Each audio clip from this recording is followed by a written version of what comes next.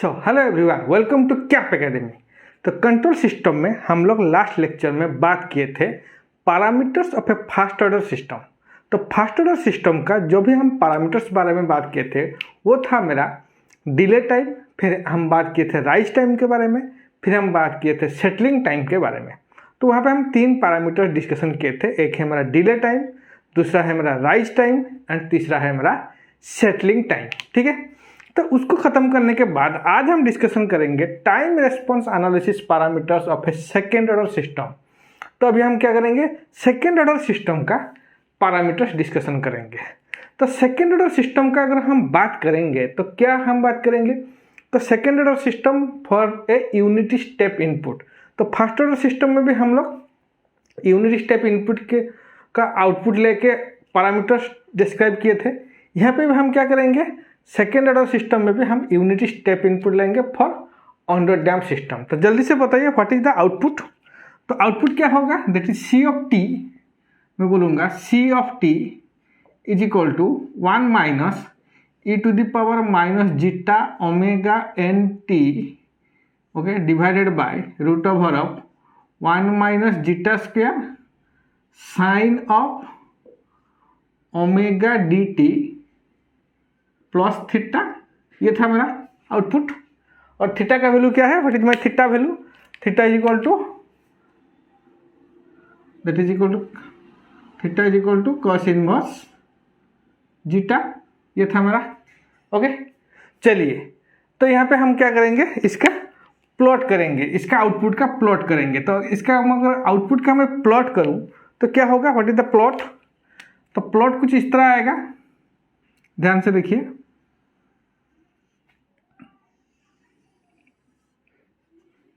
This is the output plot c of t, ये होगा मेरा टी, ओके। तो यहाँ पे आएगा मेरा reference input and reference output. तो इसका रेस्पॉन्स कुछ इस तरह आएगा, okay. So this is the output plot of the second order system for unit step input, okay. तो यहाँ पे देखिए, अगर मैं इसको बोलूँगा, यहाँ से कुछ चीज़ में डिनोट कर देता हूँ, ध्यान से देखिए। चलिए,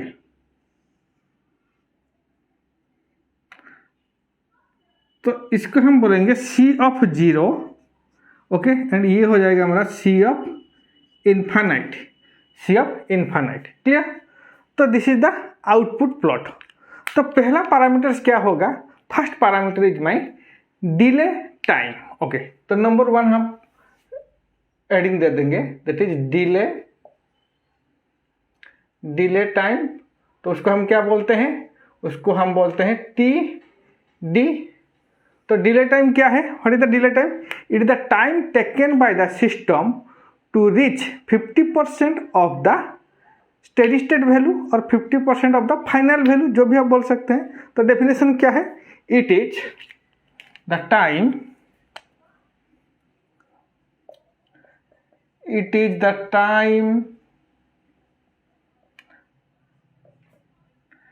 taken by the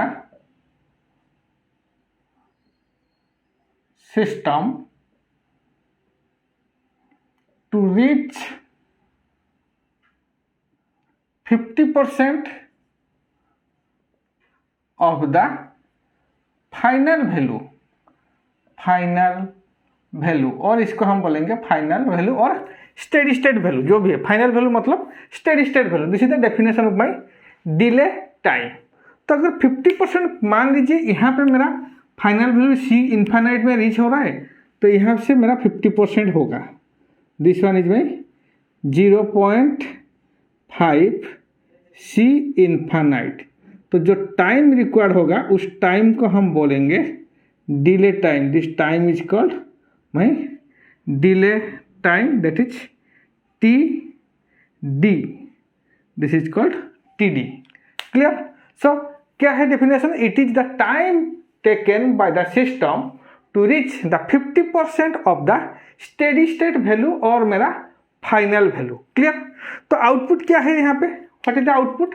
तो आउटपुट है मेरा C of T C of T is equal to 1 minus E to the power minus zeta omega N t root over of 1 minus zeta square, okay, sine of omega D T plus theta, ये था मेरा output. Okay, यहाँ पे हम क्या करेंगे, हम ले रहे हैं क्या 50% ऑफ द फाइनल वैल्यू, तो 50% ऑफ द फाइनल वैल्यू मतलब तो यहाँ पे लेंगे 0.5 इज इक्वल टू क्या होगा 1 minus E to the power minus zeta omega N t d divided by root over of 1 minus zeta square sine omega D t d plus theta, तो जो भी टी होगा उसको वो कन्वर्ट हो जाएगा मेरा टी डी में।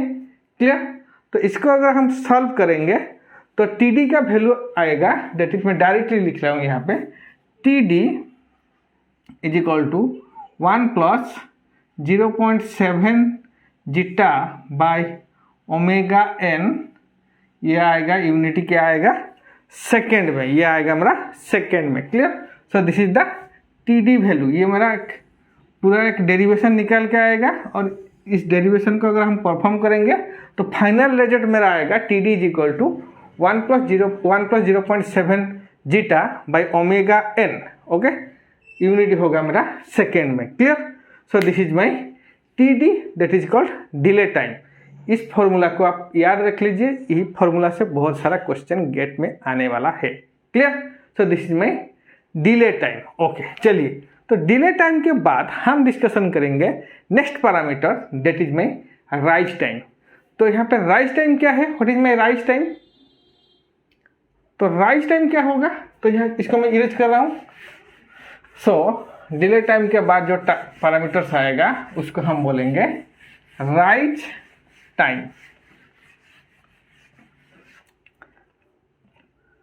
तो यहाँ पे क्या होगा, डिले टाइम के बदले में हम लोग सेकेंड पैरामीटर लेंगे, that is number 2,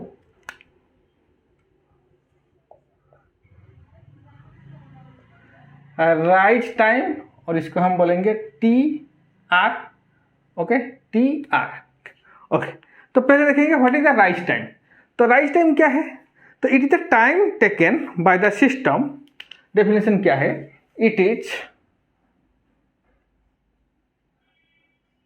the time taken by the system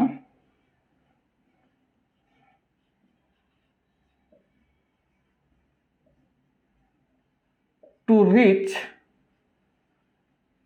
100% of the final value, okay, तो और स्टेडी स्टेट वैल्यू जो आप बोल सकते हो। तो 100% of the final value reach करने के लिए जो टाइम मेरे को रिक्वायर्ड होगा उसी टाइम को हम बोलेंगे राइज टाइम। क्लियर, उसी टाइम को हम बोलेंगे rise time, that is my T R. Clear, तो this is the definition of my rise time. तो अगर यहाँ पे बोलेंगे तो यहाँ पे देखिए, ध्यान से देखिए, यहाँ पे मैं 100% यहाँ पे कहाँ पे रीच हो रहा है, तो यहाँ से मेरा 100% रीच हो रहा है। ओके, तो this is infinite C infinite. तो ये रीच करने के लिए 100% रीच करने के लिए जो टाइम मेरा रिक्वायर्ड होगा उस टाइम को हम बोलेंगे rise time. Clear, so this is my T R, this is my T R. Clear, so ये हो गया हमारा टी आर। चलिए, तो इसका अभी डेरिवेशन करके फॉर्मूला निकालेंगे, क्या होगा मेरा राइज टाइम का फॉर्मूला। तो सी ऑफ टी का वैल्यू क्या हो जाएगा मेरा, सी ऑफ टी का वैल्यू हो जाएगा मेरा 1।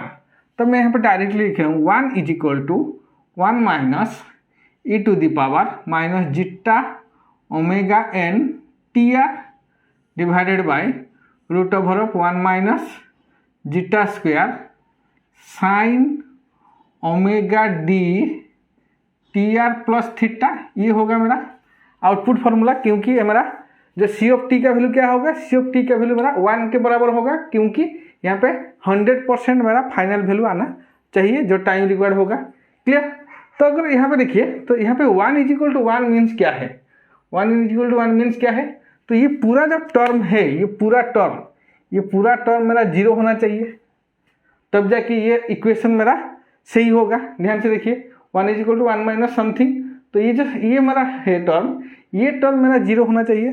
तो पहले देखेंगे ये जो term e to the power minus zeta omega N t r divided by 1 minus zeta square, इसको अगर जीरो करेंगे तो क्या होगा, मेरा टी आर का वैल्यू मेरा इन्फानाइट होना चाहिए, टी आर का वैल्यू मेरा इन्फानाइट होना चाहिए।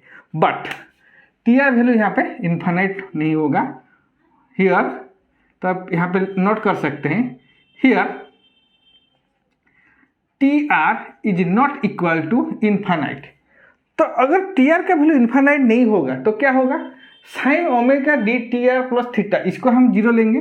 ओके, तो यहाँ पे होगा क्या, sign omega D t r plus theta, इसको हम जीरो लेंगे। तो इसका मतलब क्या है, तो ओमेगा डी टी आर का वैल्यू क्या हो जाएगा, प्लस थीटा, इसका वैल्यू क्या होगा, इसका वैल्यू होगा एन पाई। तो एन पाई मतलब क्या है, 180 डिग्री। 180 डिग्री का जो भी हम एन का वैल्यू जो भी होगा उसका वैल्यू के हिसाब से वो मेरा यहाँ पे जीरो आएगा, एन पाई। चलिए, तो यहाँ पे टी आर का वैल्यू अगर निकालेंगे तो what is my T R value, तो that is equal to T are is equal to N pi minus theta by omega D, N pi minus theta by omega D. So this is the formula of my rise time. तो ये होगा मेरा formula क्या, rise time का। Clear, तो this is the rise time. तो rise time का formula क्या है, rear is equal to N pi minus theta by omega d. Clear, so this is the formula of my rise time. तो यहाँ पे ध्यान से देखिए, और एक चीज हम बात करेंगे, दैट इज तो यहाँ पे क्या होगा, तो it is the time taken by the system to reach the 100% of the first और फाइनल वैल्यू। तो 100% कहाँ पे रीच हो रहा है, 100% मेरा फर्स्ट पीक में ही मेरा रीच हो जा रहा है। तो 100% रीच मतलब क्या है, यहाँ पे n का वैल्यू क्या होगा। 100% ऑफ द फाइनल वैल्यू अगर हम बात करेंगे 100% ऑफ द फाइनल वैल्यू, तो यहाँ पे देखिए, तो यहाँ पे मेरा 100% ऑफ द फाइनल वैल्यू कहाँ पे रीच हो रहा है, तो पहले यहाँ पे मेरा 100% of the final value reach हो रहा है। तो इसका मतलब यहाँ पे what is my n value, n is equal to 1। तो एन का वैल्यू क्या हो जाएगा, एन का वैल्यू हो जाएगा यहाँ पे 1। तो अगर एन का वैल्यू यहाँ पे 1 हो जाएगा तो टी आर का वैल्यू क्या हो जाएगा, that is equal to pi minus theta by omega D. So this is the formula, pi minus theta by omega d. Clear, क्योंकि 100% मेरा यहाँ पे पहले पीक में ही मेरा 100% रीच हो जा रहा है। सो इसका मतलब n का वैल्यू क्या होगा, n इज इक्वल टू 1 होगा।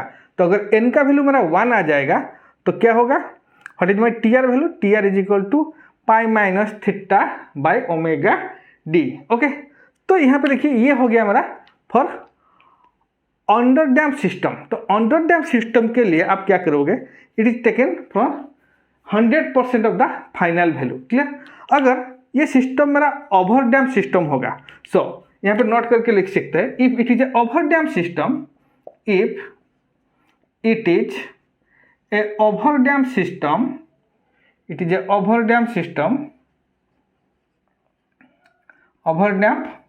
सिस्टम, तो क्या होगा मेरा rise time.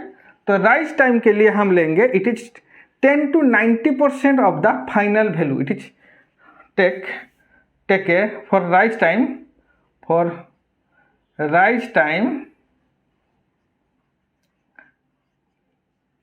this is 10 to 90% of the final value। Clear, जब हम बात कर रहे थे फर्स्ट ऑर्डर सिस्टम में हम क्या कर रहे थे, फर्स्ट ऑर्डर सिस्टम में हम ले रहे थे it is her the rise time ले रहे हैं 10% to 90% of the final value reach करने के लिए जो टाइम रिक्वायर्ड होगा उसी को हम बोलते थे राइज टाइम। लेकिन यहाँ पे सेकेंड ऑर्डर सिस्टम में for under damped system I will take 0% to 100% of the final value के लिए जो भी टाइम रिक्वायर्ड होगा उसको हम बोलेंगे rise time. But for over damped system it is take 10% to 90% of the final value, जो टाइम रिक्वायर्ड होगा उसी को हम बोलेंगे मेरा राइज टाइम। क्लियर। अगर क्रिटिकली डैम्प सिस्टम का बात करेंगे तो क्या होगा, what is the rise time?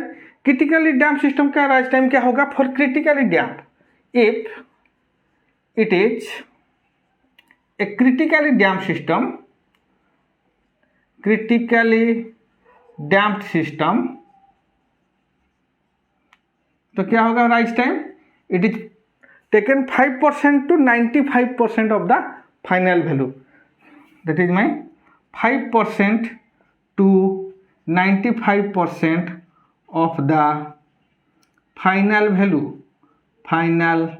Value. Okay, तो राइज टाइम क्या हो जाएगा? It is taken 5% to 95% of the final value. तो आप यहाँ पे बोलोगे सर तो ऐसा क्यों, हम लोग फर्स्ट ऑर्डर सिस्टम में एक ही मेरा 10% से 90% ऑफ द फाइनल वैल्यू ले रहे थे, लेकिन यहाँ पे सेकेंड ऑर्डर सिस्टम में हम लोग अंडर डैम्प सिस्टम के लिए 100% 0 से 100% ले रहे हैं, और मेरा ओवर डैम्प सिस्टम के लिए 10 to 90% of the final value, and critically damped system के लिए 5 to 95% of the final value हम क्यों ले रहे हैं? तो ध्यान से देखिए, अगर मैं सेकेंड ऑर्डर सिस्टम का बात करूं तो क्या होगा for under damp system, the output कैसा आएगा? तो आउटपुट कुछ इस तरह आएगा। ओके, तो यहाँ पे 100% ऑफ द फाइनल वैल्यू, कोई भी जाके यहाँ पे देखिए ये जो मेरा आउटपुट का रेस्पॉन्स आ रहा है, तो यहाँ पे मेरा 100% ऑफ द फाइनल वैल्यू को वो जाके रीच कर रहा है। लेकिन अगर मैं क्रिटिकली डैम्प्ड सिस्टम का बात करूं तो क्रिटिकली डैम्प्ड सिस्टम का आउटपुट का रेस्पॉन्स क्या आ रहा था? क्रिटिकली डैम्प्ड सिस्टम का आउटपुट का रेस्पॉन्स कुछ इस तरह आ रहा था। ओके, और मेरा ओवर डैम्प्ड सिस्टम क्या आ रहा था? ओवर डैम्प्ड सिस्टम का आउटपुट का रेस्पॉन्स कुछ इस तरह आ रहा था। ध्यान से देखिए, इस तरह आ रहा था। तो दोनों अगर आउटपुट रेस्पॉन्स को हम देखेंगे और ध्यान से देखेंगे तो क्या होगा, यहाँ पे 100% कभी रीच ही नहीं करेगा, 100% कभी रीच नहीं करेगा। इसीलिए हम क्या करते हैं, इसको लेते हैं 10 to 90% of the over damp system को लेते हैं 10 to 90% of the final value, and मेरा क्रिटिकली डैम्प सिस्टम को लेते हैं 5 to 95% of the final value. Clear? So this is the rise time. So next is peak time. Okay, चलिए पहले देखते हैं what is the definition of my peak time. तो peak time का definition क्या है? It is the time required to get the peak of the response, to get the peak of the response. Okay, तो इसका मतलब क्या है? Definition क्या है? It is the time required to get the peak. तो पीक मतलब क्या है? यहाँ पे हम बात करेंगे बोथ मेरा overshoot and undershoot. Overshoot and undershoot, overshoot and undershoot क्या है अभी हम बात करेंगे, ठीक है? Overshoot and undershoot. Okay, undershoot of the response, of the response. Clear? तो मेरा रेस्पॉन्स में what is the overshoot and what is the undershoot. तो यहाँ पे देखिए, तो जब हम इस टाइम रेस्पॉन्स एनालिसिस का प्लॉट को हम लोग ध्यान से देखेंगे तो यहाँ पे देखिए क्या मिल रहा है मेरे को यहाँ पे एक पीक मिल रहा है। ओके, और यहाँ पे एक पीक मिल रहा है, तो पॉजिटिव में एक पीक मिलेगा, नेगेटिव में एक पीक मिलेगा। ओके, तो इसका मतलब क्या है, यहाँ पे जो पीक मिल रहा है ऊपर में, तो इसको हम बोलेंगे overshoot. This is called overshoot. Okay, और नीचे जो पिक मिलेगा नेगेटिव में, उसको हम बोलेंगे अंडरशूट, उसको हम बोलेंगे अंडरशूट। क्लियर? इसको हम बोलेंगे अंडरशूट। तो यहाँ पे देखिए, तो क्या है, it is the time required to get the peak. तो यहाँ पे मेरा पिक, तो पिक यहाँ पे मेरा ओवरशूट में भी आ रहा है, अंडरशूट में भी आ रहा है। तो जो ओवरशूट और अंडरशूट के लिए जो टाइम रिक्वायर्ड होगा पिक के लिए, उसी टाइम को हम बोलेंगे पीक टाइम। क्लियर? उसी टाइम को हम बोलेंगे पीक टाइम। लेकिन यहाँ पे ध्यान से देखिए, तो यहाँ पे मेरा बहुत सारा ओवरशूट भी आ रहा है, बहुत सारा अंडरशूट भी आ रहा है, ठीक है? तो यहाँ पे पीक टाइम हम कैसे कैलकुलेट करेंगे? तो पीक टाइम के लिए मैं यहाँ पे लूंगा फॉर पीक टाइम,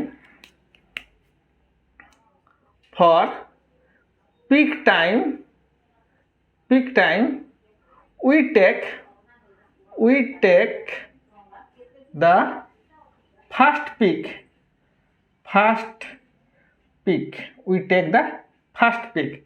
तो इसका मतलब मेरा फर्स्ट पिक कहाँ पे आ रहा है, फर्स्ट पिक मेरा यहाँ पे आ रहा है। तो इसका मतलब यहाँ पे जो टाइम होगा इस पिक को रीच करने के लिए, यहाँ पे इस पिक को रीच करने के लिए जो टाइम रिक्वायर्ड होगा उस टाइम को हम बोलेंगे मेरा peak time. This time is called peak time. तो this is my T P. तो ध्यान से देखिए तो क्या हो रहा है, तो it is the time required to get the peak. तो पिक को कैलकुलेट करने के लिए जो टाइम रिक्वायर्ड होगा उसी को हम बोलेंगे पिक टाइम। लेकिन यहाँ पे पिक टाइम के लिए हम क्या रहे, तो मेरा फर्स्ट पिक को ही हम कंसीडर कर रहे हैं। तो इसका मतलब क्या होगा, let this is my n is equal to 1, यहाँ पे n is equal to 2, this is n is equal to 3, n is equal to 4, n is equal to 5, n is equal to 6, यहाँ पे n is equal to 7। Clear. तो यहाँ पे what is my peak time, that is t p का formula क्या होगा, that is n pi by omega d, okay, n pi by omega t and n is equal to 1, 3, 5, 7 for overshoot, okay, for overshoot, and n is equal to 2, 4, 6 for undershoot। तो अंडरशूट के लिए क्या होगा, हम लोग n का value even में ले रहे हैं एंड ओवरशूट के लिए n का वैल्यू हम ओड में ले रहे हैं। लेकिन हम लोग पिक टाइम कैसे कैलकुलेट करेंगे, पिक टाइम हम लोग सिर्फ और सिर्फ n इज इक्वल टू 1 में कैलकुलेट करेंगे, that is my first peak. Clear, this is my first peak. Okay, so this is my peak time. तो पिक टाइम के बाद मेरा आएगा that is my maximum overshoot और पिक ओवरशूट। तो maximum overshoot क्या होगा, what is my maximum overshoot and what is my peak overshoot. दो मैक्सिमम ओवरशूट और पिक ओवरशूट सेम चीज़ है। तो नंबर 4 में आएगा मेरा number 4 parameters, that is my maximum overshoot for, that is my maximum overshoot, और इसको हम बोलेंगे पिक ओवरशूट। ओके, तो इसका होगा that is MP, this is percentage. तो इसको हम परसेंटेज में निकालेंगे, maximum percentage maximum overshoot. Okay, तो पहले देखेंगे what is the definition of maximum overshoot. तो मैक्सिमम क्या होगा, it is the largest error, okay, it is the largest error between reference input and my output during the rise time. क्या होगा, it is the largest error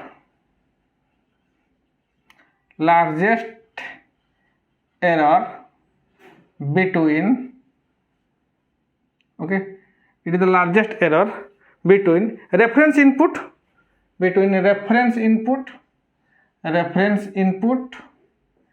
and actual output at rise time, clear. तो इसका मतलब क्या होगा, rise time क्या है, यहाँ पे ये होगा मेरा राइज टाइम। तो यहाँ पे देखिए, तो यहाँ पे मेरा रेफरेंस इनपुट था, यहाँ पे आके वो सेटल होना चाहिए था, c is equal to infinite में वो सेटल होने वाला था। ये जो सिस्टम है, ये सिस्टम मेरा c is equal to infinite में सेटल होने वाला था। लेकिन क्या हो रहा है, ये c is equal to infinite में सेटल ना होके मेरा ओवरशूट तक जा रहा है। तो इसका मतलब क्या होगा, तो कितना एरर आ रहा है, तो इसको हम बोलेंगे MP, that is my maximum overshoot. Clear, maximum overshoot. तो क्या होगा, व्हाट इज द फॉर्मूला, तो percentage of maximum overshoot is equal to C of, तो क्या होगा, C ऑफ यहाँ पे क्या t p, C of t P, okay C of t p, C of t p minus C of infinite divided by C of infinite into 100। This is the maximum overshoot और मेरा pick overshoot. This is the maximum overshoot और peak overshoot. Clear? तो यहाँ पे क्या होगा, यहाँ पे मेरा कितना डेविएशन हो रहा है, इसका मतलब मैक्सिमम ओवरशूट निकालने का मतलब क्या है, मेरा यहाँ पे कितना डेविएशन हो रहा है, आउटपुट से ये कितना डेविएट कर रहा है। ठीक है, तो आउटपुट यहाँ पे देखिए मेरा सी ऑफ इन्फानाइट में ये सेटल होने वाला था, होना चाहिए था, लेकिन यहाँ पे डेविएट हो रहा है कितना, सी टी पी तक जा रहा है।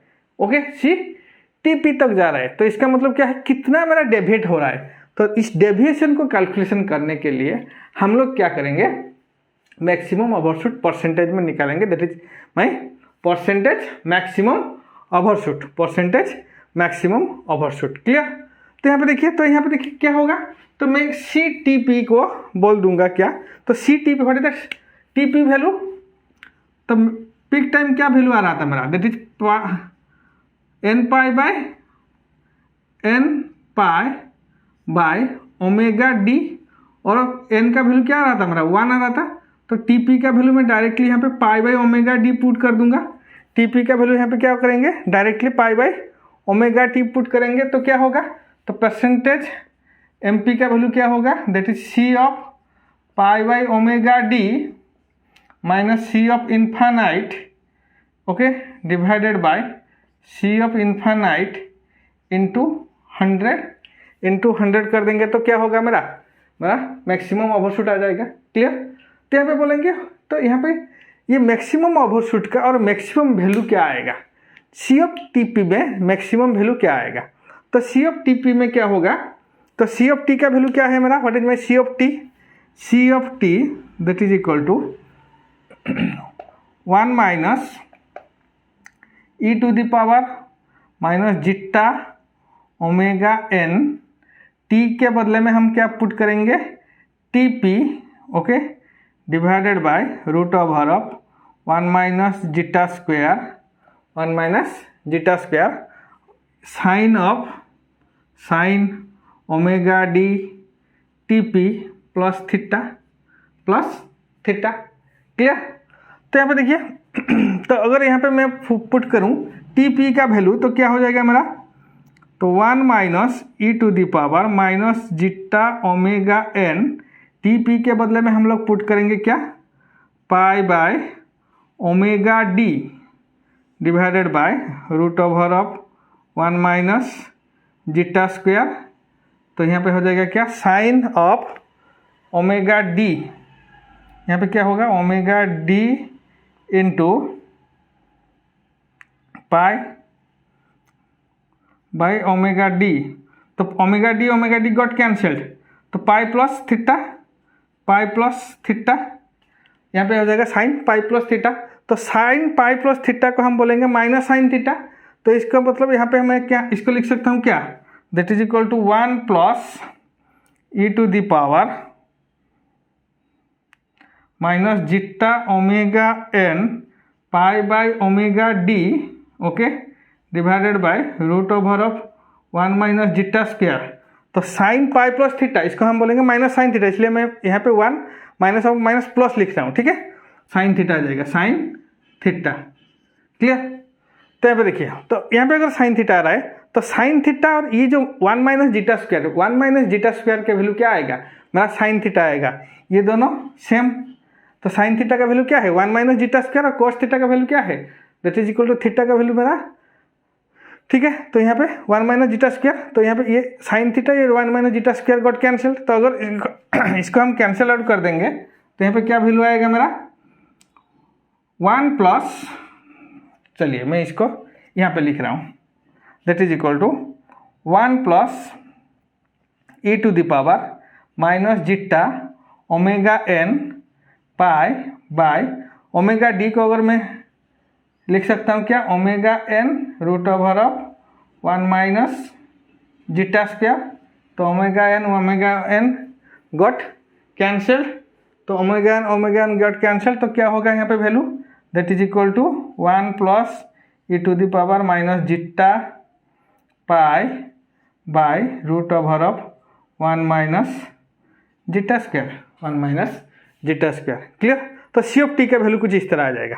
अगर सी ऑफ टी का वैल्यू मेरा यहाँ पे इस तरह आ जाएगा तो यहाँ पे मैं मैक्सिमम ओवरशूट क्या लिखूंगा, मैक्सिमम ओवरशूट, तो मैक्सिमम ओवरशूट में लिख सकता हूँ that is M P is equal to क्या होगा 1 plus e to the power minus zeta pi by root over of 1 minus zeta square, okay, minus C of infinite का value क्या है 1, ओके, इंटू 100 परसेंटेज में निकालेंगे तो ये दोनों गॉट कैंसल, तो परसेंटेज एम पी क्या हो जाएगा that is equal to e to the power minus zeta pi by root over of 1 minus zeta square, okay, into 100। तो this is the formula of my maximum overshoot. तो यहाँ पे ये भी एक फॉर्मूला है that is M P is equal to e to the power zeta pi by 1 minus zeta square root over of 1 minus zeta square into 100, okay. So this is my maximum overshoot और peak overshoot. तो उसके बाद हम discussion करेंगे मेरा settling time. Next is settling time that is my T S. अगर मैं fast order system का बात करूं तो फास्ट ऑर्डर सिस्टम में हम लोग सेटलिंग टाइम जब कैलकुलेट कर रहे थे तो मैं दो तरह का बैंड ले रहा था। एक है मेरा 2% एरर बैंड, दूसरा है मेरा 5% एरर बैंड। तो 2% एरर बैंड मीन्स मतलब क्या है 98% ऑफ द आउटपुट। तो अगर 98% ऑफ द आउटपुट का हम बात करेंगे that is 98% of the output, तो इसका मतलब क्या है 2% एरर। तो एरर क्या होगा 2%, तो इसका मेरा सेटलिंग टाइम क्या रहा था दैट इज टी एस क्या रहा था 4 tau for fast order system, okay. Fast order system में क्या रहा था 4 टाउ। सिमिलरली अगर मैं 95% का बात करूं तो 95% ऑफ द आउटपुट, तो इसका क्या होगा दैट इज 5% एरर बैंड आ रहा था, तो इसका क्या होगा that is T S is equal to 3 tau, 3 tau आ रहा था। क्लियर। चलिए, तो यहाँ पे अगर टाउ क्या है, tau is the time constant. तो यहाँ पे देखेंगे फॉर सेकेंड ऑर्डर सिस्टम मेरा टाइम कांस्टेंट क्या होगा। तो यहाँ पे आप लिख सकते हैं for second order system, for second order system. तो ध्यान से देखिए सेकेंड ऑर्डर सिस्टम यहाँ पे टाइम कांस्टेंट क्या होगा, what is my time constant that is tau. Tau is equal to 1 my zeta omega n, zeta omega n 1 by zeta omega n को हम बोलेंगे टाउ। क्लियर। तो यहाँ पे अगर टाउ का value 1 by zeta omega n होगा तो फॉर 98% आउटपुट, ओके, तो एरर 2% क्या होगा 2% एरर बैंड, मेरा टी एस का वैल्यू क्या आएगा, what is my T S value that is 4 by zeta omega n, 4 by zeta omega n, and for 95% of the output that is my 5% error band, तो what is my TS value, TS is equal to 3 by tau omega n, okay. तो यहाँ पे क्या होगा this is my settling time. तो यहाँ पे क्या हो जाएगा, इसको हम बोल देंगे सेटलिंग टाइम, तो जहाँ पे ये सेटल हो रहा है। क्लियर। तो this is my T S, this is my T S. Clear. ये हो जाएगा हमारा सेटलिंग टाइम, ओके। तो सेटलिंग टाइम में हम लोग क्या कर रहे हैं, हम लोग दो तरह का बैंड ले रहे हैं, एक है मेरा 2% एरर बैंड और दूसरा है मेरा 5% एरर बैंड। 2% और 5% एरर बैंड, ओके। तो this is the settling time, तो इसको हम बोलेंगे सेटलिंग टाइम। क्लियर। तो सेकेंड ऑर्डर सिस्टम में सेटलिंग टाइम का वैल्यू क्या है, for 2% error band that is tau is equal T S is equal to 4 by zeta omega n, and for 95% output और 5% error band T S is equal to 3/ζ⍵n। Clear? So this is the settling time. उसके बाद मेरा last parameters होगा, that is my number of oscillation. तो number of oscillation हम यहाँ पे calculate करेंगे। तो अगर ये जो 0 से लेके मेरा फाइनल वैल्यू रीच होने के तक कितना यहाँ पे ऑसिलेशन आएगा, ओके, तो ये ऑसिलेशन को भी हम कैलकुलेट कर सकते हैं। तो क्या होगा, what is my number 6 parameter, that is my number of oscillation. Okay, number of oscillation.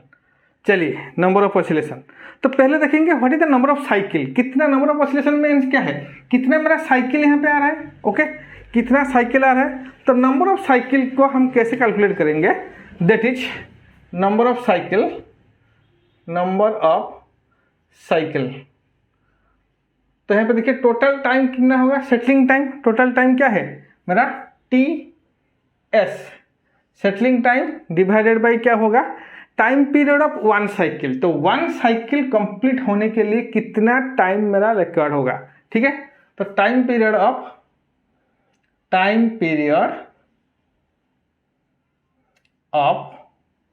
1 cycle, okay. तो टोटल कितना है मेरा टी एस, टोटल कितना साइकिल है T S, okay. Then time period of 1 cycle, तो टोटल टाइम पीरियड है मेरा T S settling time divided by time period of the 1 cycle. तो हमको मिल जाएगा नंबर ऑफ साइकिल कितना आएगा, ठीक है। तो यहाँ पर टी एस का वैल्यू क्या है, टी एस वैल्यू अगर मैं 2% एरर बैंड को लेके चलूँगा तो टी एस का वैल्यू क्या होगा, 4/ζ⍵n, 4/ζ⍵n। और मेरे को यहाँ पे क्या कैलकुलेट करना पड़ेगा, टाइम पीरियड ऑफ 1 साइकिल। तो यहाँ पे हम बोलेंगे what is the time period of 1 cycle. तो टाइम पीरियड ऑफ 1 साइकिल, तो चलिए ध्यान से देखेंगे। तो 1 साइकिल मतलब क्या है, देखिए यहाँ से